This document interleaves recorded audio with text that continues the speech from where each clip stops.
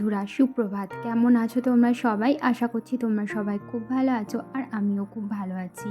সকালে এই সবেমাত্র ঘুম থেকে উঠলাম, আর ঘুম থেকে উঠেই না এত ঠান্ডা ঠান্ডা লাগছিল, মানে ঘুম থেকে উঠে যেই দরজাটা খুলেছি, ঘরের দরজাটা, তো এত ঠান্ডা লাগছিল না কি বলবো।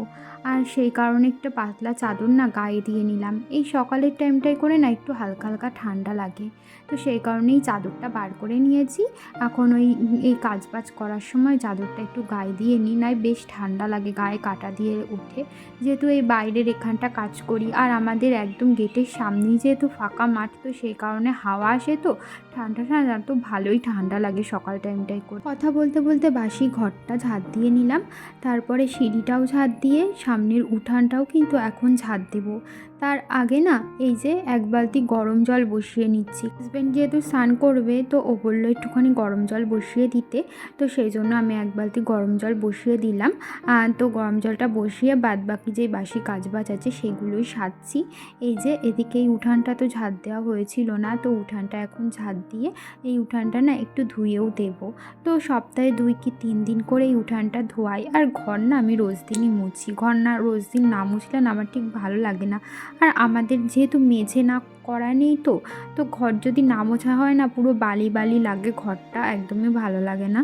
আর এই যে দেখো আমি এই জায়গাটা ধোয়াচ্ছিলাম, এখান থেকে না জল গড়িয়ে ওই গেটের সামনে গিয়ে পড়েছিল। গরুটা দেখছি এসে না, মানে গরুটার সামনে মাঠে বাঁধা ছিল, সেখান থেকে এসে না ওই জলগুলো খাওয়ার চেষ্টা করছিল, মানে হয়তো ওর জল পিপাসা পেয়েছিল। তো সেই কারণে না আমাদের ওখানে একটা বাটি ছিল, তো সেই বাটিটায় করে একটুখানি জল নিয়ে দিলাম গরুটাকে।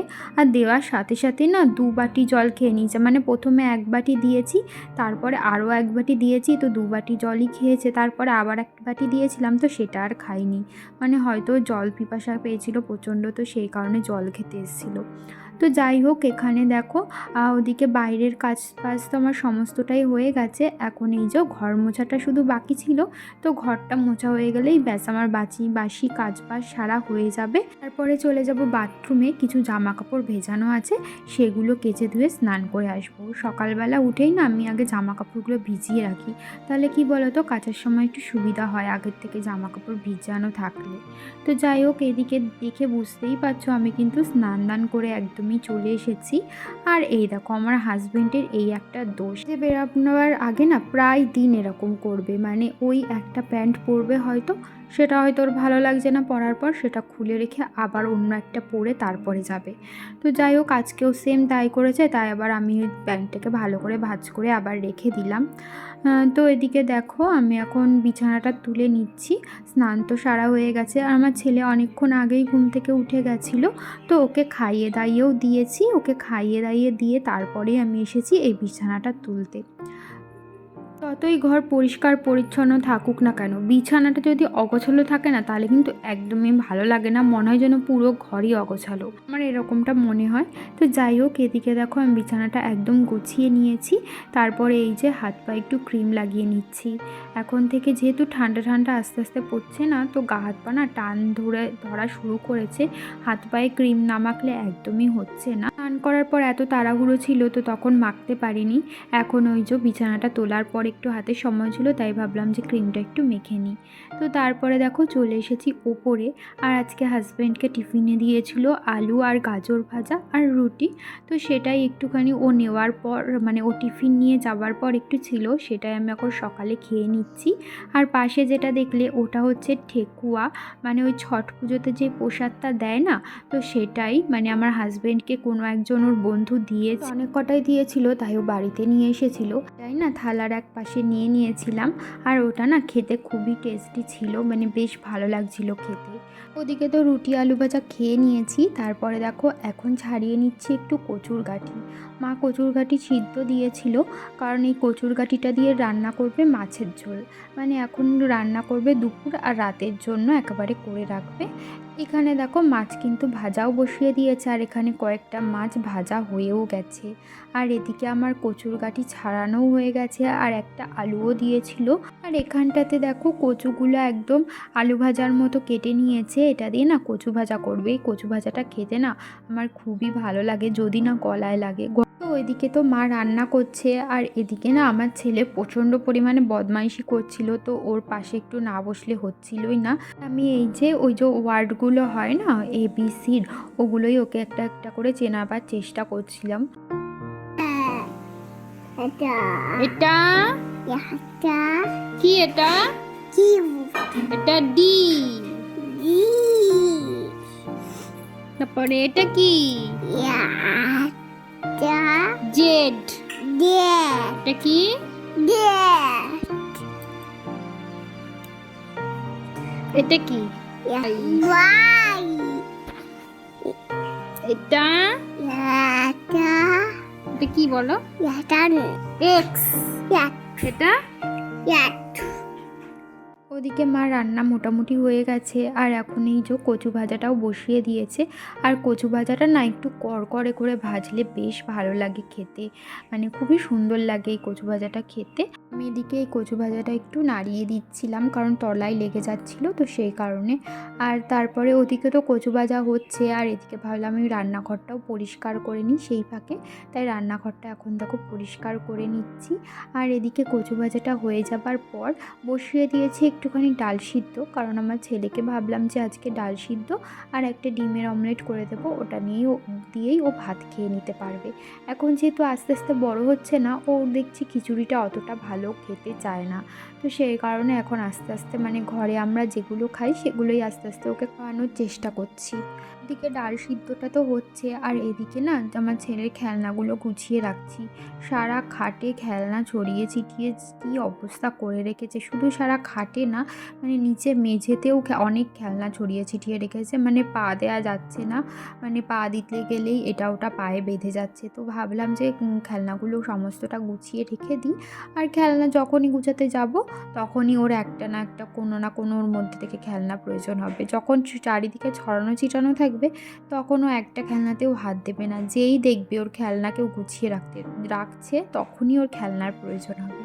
পরে দেখো চলে এসেছি নিচে, আর নিচে এসে ওই যে সকালবেলা বাইরে যে জামা কাপড়গুলো মেলে দিয়েছিলাম না, সেগুলো সমস্তটাই শুকিয়ে গেছে, সেগুলোই তুলে নিয়ে আসলাম বাইরের থেকে। আর এর মধ্যেও কিছু জামা কাপড় ছিল যেগুলো শুকায়নি, সেগুলো ওই গেটের ওখানটায় মেলে দিলাম। যেগুলো একটু মোটা মোটা ছিল, যেমন ধরো ওই যে জিন্সের প্যান্ট, তারপর আমার ছেলের একটা মোটা গেঞ্জি, সেগুলোই মেলে দিলাম। আর এগুলো এখন ঘরে এনে সমস্তটা ভাঁজ করে রেখে দিয়েছি। তারপরে দেখো বসে পড়েছি খাবার নিয়ে, মানে আমাদের রান্না হয়েছিল মাছের ঝোল, কচুর গাঁটি আর আলু দিয়ে, আর কচু ভাজা আর ভাত। তোমাদের যে মাছের ঝোলটা রান্না হওয়ার পর দেখাবো তা আমার না একদমই খেয়াল ছিল না। বন্ধুরা, অনেকক্ষণ বাদে তোমাদের সামনাসামনি আবার কথা বলতে আসলাম।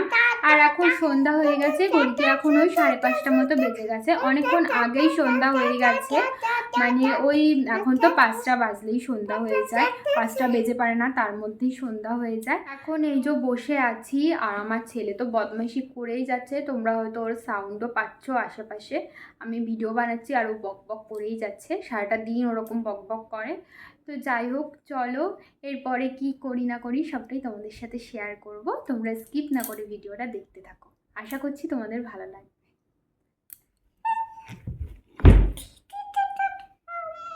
এই যে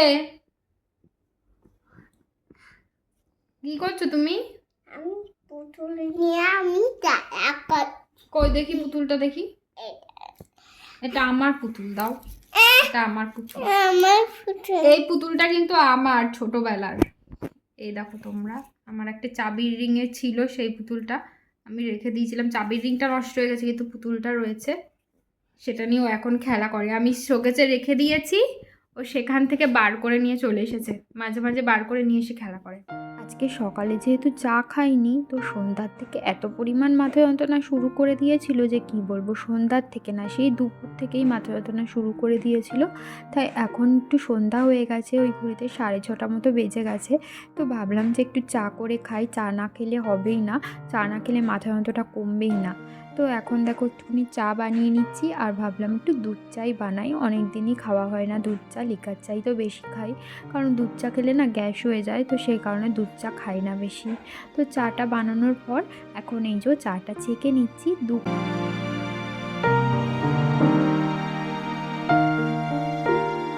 বন্ধুরা, বন্ধুরা, তোমরা যারা এই পর্যন্ত আমার ভিডিও দেখলে তোমাদেরকে জানাচ্ছি অসংখ্য ধন্যবাদ আমার ভিডিও দেখবার জন্য।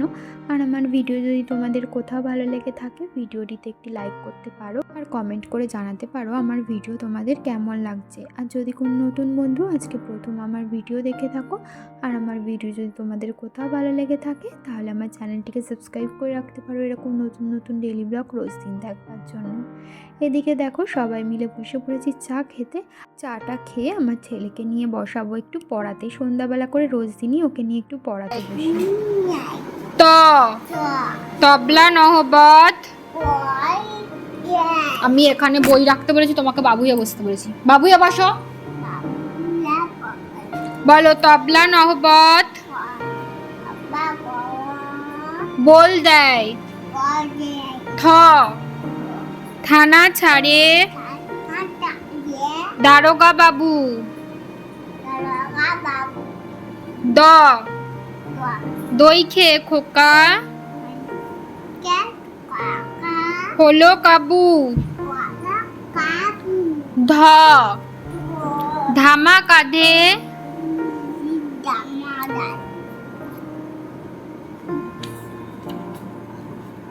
দন্তের ন নিম প্যাঁচা ডাকে আয়।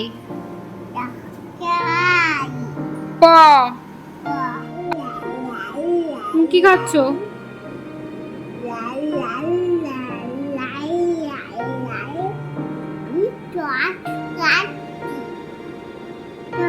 শুধু শুধু শ্বাস খাও তুমি? তোমার শুধু শুধু শ্বাস খেতে ভালো লাগে?